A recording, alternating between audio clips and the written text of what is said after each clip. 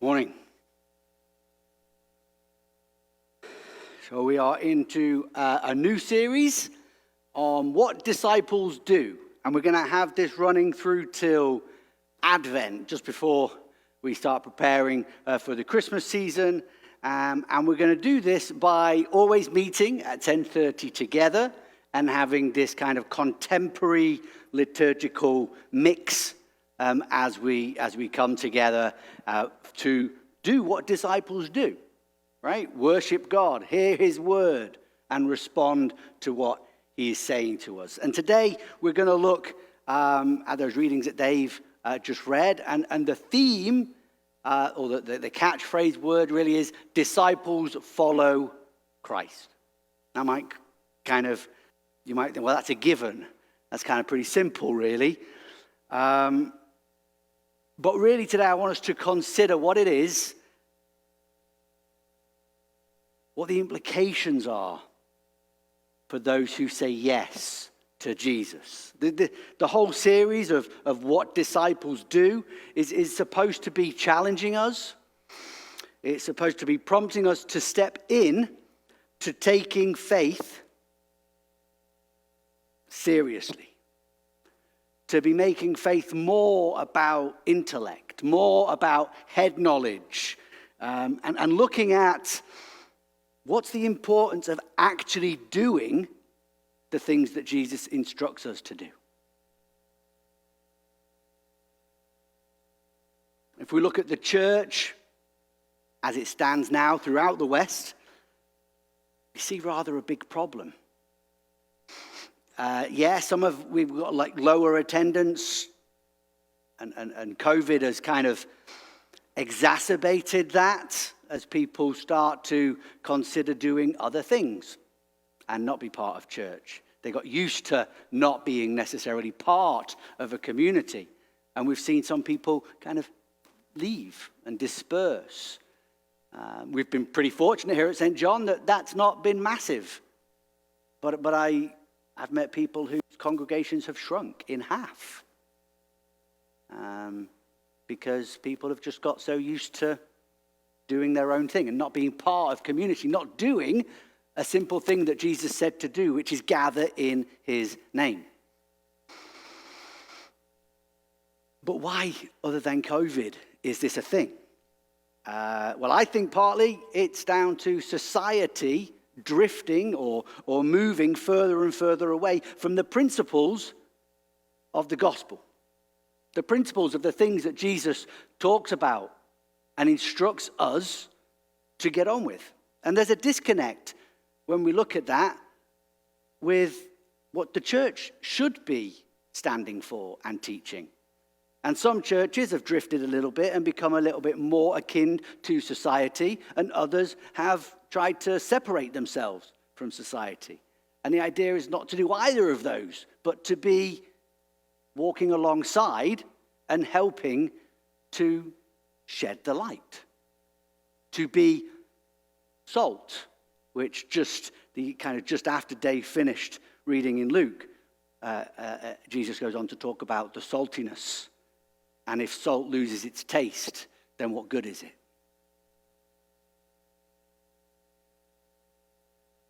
But I think the church is really suffering at this moment because there seems to be an acceptance of having kind of shallow faith and a non-committal from people. So it's like you get to just do your thing and then attend on a Sunday, and that's okay. And I guess I want to ask, what is really the attraction to anybody who's looking at seeking a relationship with Jesus, becoming part of a community of followers? What's really the attraction if the only difference to their life is going to be their Sunday schedule?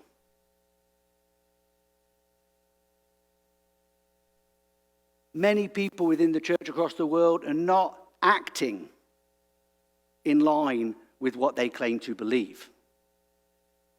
Yeah? Many times we say, what do we believe as disciples?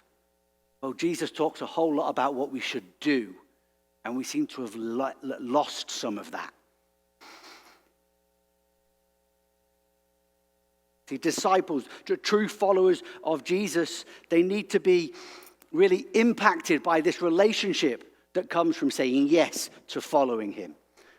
It should be evidenced in their life. This relationship should be evidenced in everything that they do.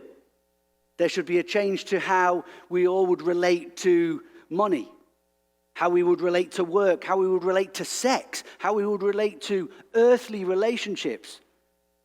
Everything should be different as a result of saying yes to Jesus in everything that we act on. And when we think about things in this way, I've got to ask a question of, just to ponder, how authentic is our faith? How authentic is my faith? I ask myself. How authentic is your faith? How authentic is the church's faith worldwide? When we ask these questions and we line up with, actually, what is it that we're doing? Because we are called as Christians, as disciples, followers of Jesus, to take faith seriously. And when we look at the church across the world, I actually see a lot of non-serious, uncommitted faith practice, if you could call it that. Because we're called to be imitators of our Master. We're called to imitate Jesus Christ. And he calls us to be his disciples. He calls us to show the world that in responding to him with a resounding yes, that we are going to show love. But that we are also going to speak truth in love. We're not going to condemn them. That's not our job.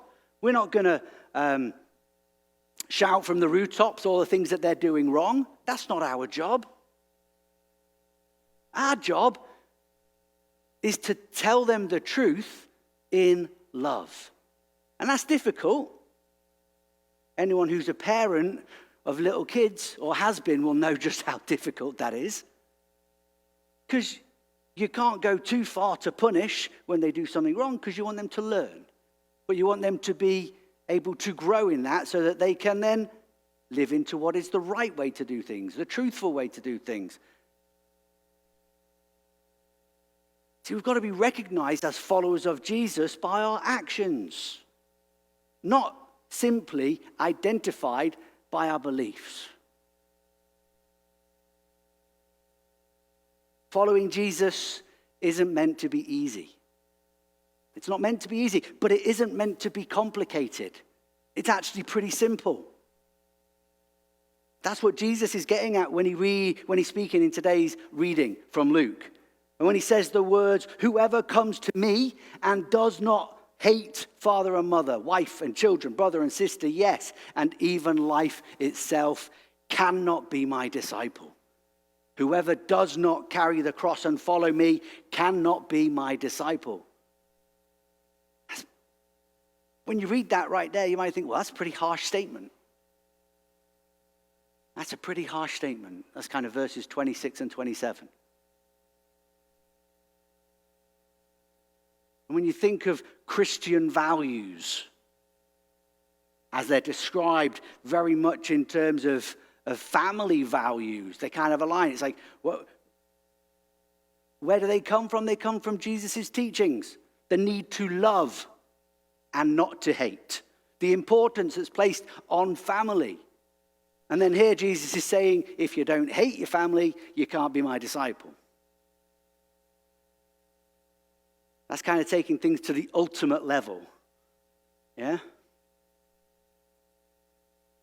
To be a disciple of Jesus is going to cost. It's going to cost. It's going to cost everyone who chooses to climb into the boat and become a fisher of men. And if we're looking at today, in the way that we live our lives, I ask you, if there was a presidential candidate who ran on the promise to increase your taxes, to lower your wages, to take away your home, and to encourage you to give everything that you love away, I'm guessing you wouldn't vote for them. But isn't that what Jesus just said? But if you were on a humanitarian mission, and the person who was leading that mission proclaimed on the path ahead, it's going to be too difficult, you're halfway there maybe, and he's like, everything that you care about, all of your personal possessions, drop them. Only carry the things that are important to the people we're going to care for. Only take the medical supplies that that village needs. I'm guessing you might be more okay with that and do it on the spot. See, Jesus is not saying here that he wants to make life more difficult. He's not saying, like the political leader example, I want to make it challenging for you. That's not what he's saying. He wants you to make the choice to follow him in his mission. He wants you to make the choice to leave behind that which is not essential to the kingdom. And the really, really difficult thing for us in the Western context that we find ourselves is that to be Jesus followers, we've got to prepare to take up our cross. We've got to prepare to carry the cross. And those who do not carry the cross, Jesus says it, you can't follow me. You can't be my disciple if you don't take up the cross. And that's not some kind of throwaway remark, because in the time of Jesus, people knew exactly what that meant. That meant you've got to be ready for a pretty nasty death. And there's kind of lots of buzzwords around the carrying of the cross in today, in the Christian world. And if we're not able to really show what it means to carry the cross, then we're really going to leave the world behind. They're not going to be able to go with us. And Paul writes, follow me as I follow Christ. Right? As we imitate Jesus and we're his followers and we're sharing that light, we're showing that light to the world, that's what people are attracted to, and they're going to follow you as you follow him. And as people start to follow you in their way to getting to know Jesus better, that puts you in a really important position, because you've got to care for their soul. You're influencing their decisions. They're looking at what you do to see how they should live their life.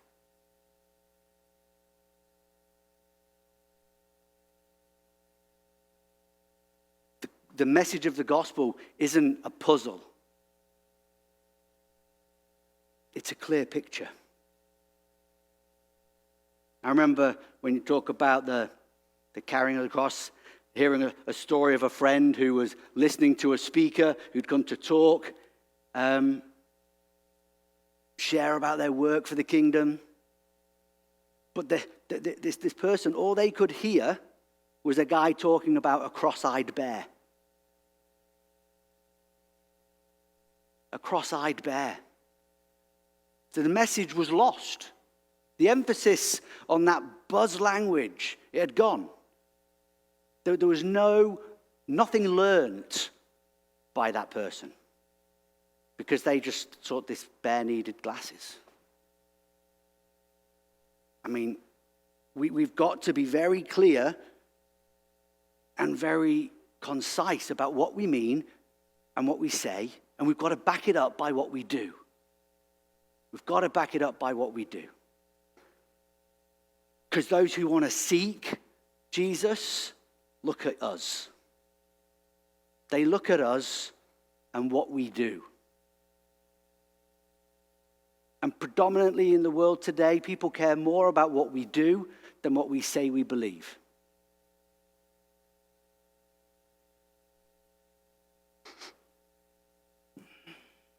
And that's where Jesus goes on into the next part of this passage when he says, "For which of you intending to build a tower does not first sit down and estimate the cost to see whether he has enough to complete it? Otherwise, when he's laid the foundation and it's not able to be finished, all who see it will begin to ridicule him, saying, 'This fellow began to build and he's unable to finish.'" And he goes on to share another example of a king going to war and examining whether he has enough men to actually win the war. And if he doesn't, because he's only got 10,000 against 20,000, then he's going to send an envoy to make peace, because that's the sensible thing to do. See, this is Jesus. He's instructing those who are listening, and he's instructing us through this text to make inroads, to take the first step, but to be aware of what the cost is going to be. Don't just set out blindly, but actually consider the cost. Yeah? Think about that building of a tower. If you don't got enough money to finish, then don't start. I remember some years ago driving around Cyprus, showing Jody the place I was born, the place I grew up. And it's amazing how many houses are unfinished in Cyprus. But they're unfinished on purpose. They've got rebar sticking out the roof because then they can claim it's not finished. It's a building project, so their taxes are lower. Yeah? That wouldn't fly here, would it? Piece of rebar. Oh, it's not a house yet. You can't charge me my taxes. But so they're purposefully unfinishing things. But we've got to be purposefully unfinished as people. We've got to know that we're not the finished article, but not in the way that we pay less, but in the way that we pay more. Because the cost is to carry our cross. The cost is to give our all for Jesus. And the biggest building project at the time when Jesus is talking would have been the temple. And every single person who heard him would have probably thought about the temple, I expect. And the work that Herod the Great had started and his sons had picked up. And they're trying to have this great building that's going to give glory to God. But it's unfinished and it's taking forever. And people are like, how long is this going to take? The temple was the most important building in Jerusalem. And in a few years after Jesus said these words, it was going to become rubble.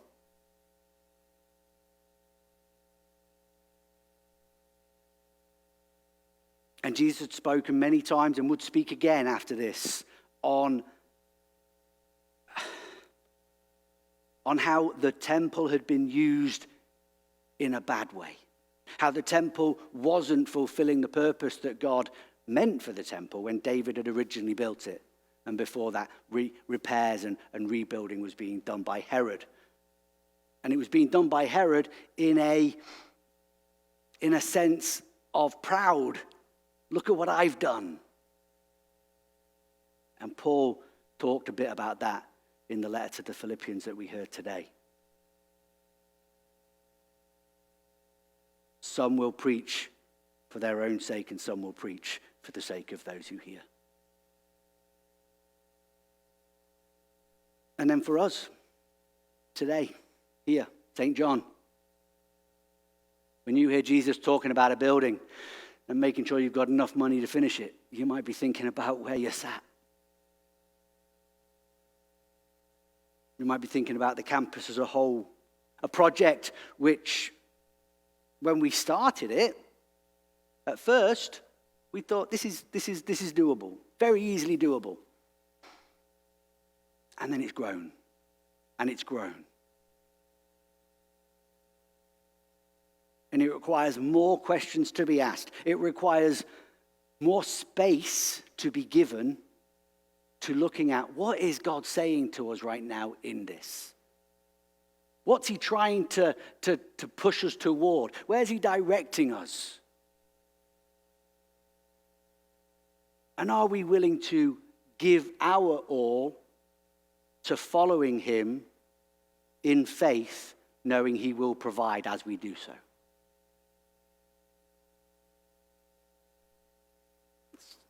It's quite funny how God works on things, because this sermon series had been planned toward the beginning of the year, before we were even aware of many of these issues that would have been around St. John. And we're talking about buildings. And we're talking about what we do, not what we believe. And how we show the world what we believe through what we do. And a lot of that is tied up in the building. I was talking to someone this morning just about things like, well, we want the community to use the building. We want to be an inviting space. And we can't be an inviting space if we're a building site. We can't be an inviting space if we've got walls falling down and black stains all over the walls. People are not going to, that's going to be the thing they're attracted to. And they're not going to concentrate on the real reason they'd come. They're not going to be concentrating on the real reason they would sit in a pew. Because disciples would come to worship. They'd come to hear God's word and they'd come to respond to it. And if I was to have someone behind me, kind of, I don't know, the first thing that came to my mind, sorry Jody, was a clown. And if there was a clown behind me doing stuff right now, you wouldn't be paying much attention to what I'd say. You'd be really distracted. Yeah, some people get distracted if the cross isn't central. And that's all they can concentrate on. And there's some things we laugh at. They're like, well, why should that matter? But those simple things do matter. We want people to be able to concentrate on the reason they're coming. And that is to hear God's word, to respond to it, and then to go and live out their life doing what disciples do for the rest of the week.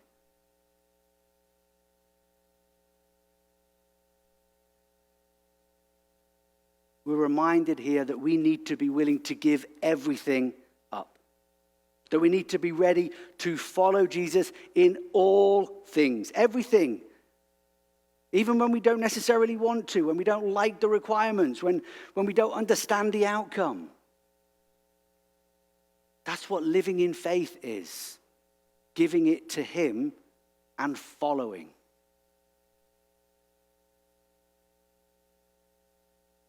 You ever driven in a convoy and lost the leader? And you don't know where you're going, pre-GPS, right? I'm usually kind of pretty anal about using my turn signals, and going around the roundabout the right way and showing people which lane where I'm going to leave the roundabout before I even get to it with my turn signals. I remember once I was being followed by Jody's brother who had no idea where he was going. And he asked the question, does he always use his turn signal that much, or is it just because I'm following him? But actually, he really needed to know where I was going because he had no idea. As we follow God, he's using his turn signal, but are we looking for it? Or are we trying to think, I know where I'm going. I know where I'm going. Oh, I can get there a different way. Yeah, I ignore my GPS and say, that's not the way I want to go today. But how many people say, ignore God, that's not the way I want to go today? Yeah, following Jesus is about giving everything. Everything that you've got. Everything that's possibly able to be given. Not being lukewarm, not being non-committal. As I talked about at the beginning, it's about seriously putting in the effort. Yeah, I heard people say today, I'm saved by grace. That means I can do whatever I want because grace abounds. That kind of misses the big point. Because our faith should impact the way that we live our life. The grace which we receive, we're supposed to allow to bubble over so that others can experience it too. It's for sharing, it's not for keeping. That's what disciples do. And it can be exhausting. But it's more exhausting trying to follow Jesus while at the same time not letting go, not letting your life be his. Because actually it's impossible to be a disciple of Jesus and actively choose to look at another person or another thing as being master. We try to do this, we do. We become conflicted. What's the most important thing? And ultimately we become torn apart.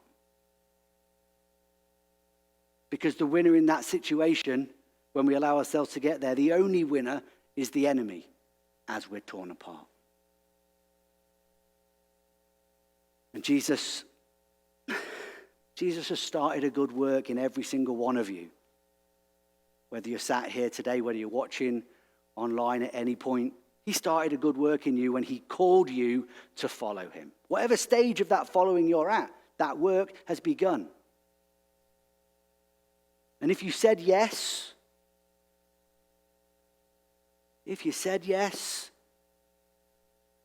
got to live into that yes. You've got to be all in for Jesus. Yeah? If you're playing poker, you've got the best hand. Nobody can beat you. Going all in, you're only going to win more. You're only going to be further down that road. He doesn't want you to be 20%, 40%, 75%. I'd keep a few chips by just in case. He wants you to go all in. And I know it's not easy. And I stand here as someone who is a work in progress. But that's what Jesus is telling us to do. When he says, hate your brother and your sister, your mother and your father. He's not saying, like you might say, I hate broccoli. Don't go there. He's saying, I want you to love it less than you love me. So if ever there came to a time when you need to make the decision, it's going to be an easy one because you're going to choose the thing you love more. That's how you be a disciple of Jesus, by loving him more than anything else. And where you struggle with that, you work on it. You pray on it. You seek help on it from your fellow disciples who get it, understand it, and can relate to you, even if it's not the same thing that the struggle to give up is. We all have struggles where we try to give Jesus a little lower level than maybe he deserves. Because Jesus began that good work, he will bring it to completion. Scripture is clear on that. He will bring it to completion. So, I guess questions today.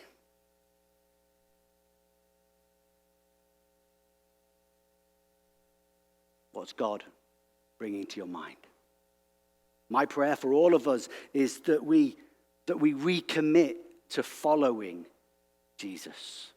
Not just to worshiping him, but to following him. To laying out everything on the side, to take up the cross, to in the same way that Paul writes to the Philippians, and we heard it today, that we know love and that it overflows with knowledge to help us determine what is best. And the answer to every question that's ever asked in church is Jesus. That's what's best. So I'd like to invite the band to come back up to help us through our response time. And we get ready to respond in that way. Just these few questions. Are you ready to lift up the cross once more? Are you prepared to put Christ above everything, to go all in for Jesus? What is it, the thing that you're struggling to give up? Be praying on that. be seeking his guidance on that. Be asking for his strength, because you can't do it in your own. Because that's what he's calling us to do. He's calling us to follow him, to be his disciple. And the only way we can do that, as Jesus told us in our reading today, is to love him more than everything and be prepared to actually be treated pretty badly because we accept him, we choose him, and we take up our cross, as he says. So spend time in prayer, spend time hearing the words the band sing along with the band, but respond to him before we come in communion.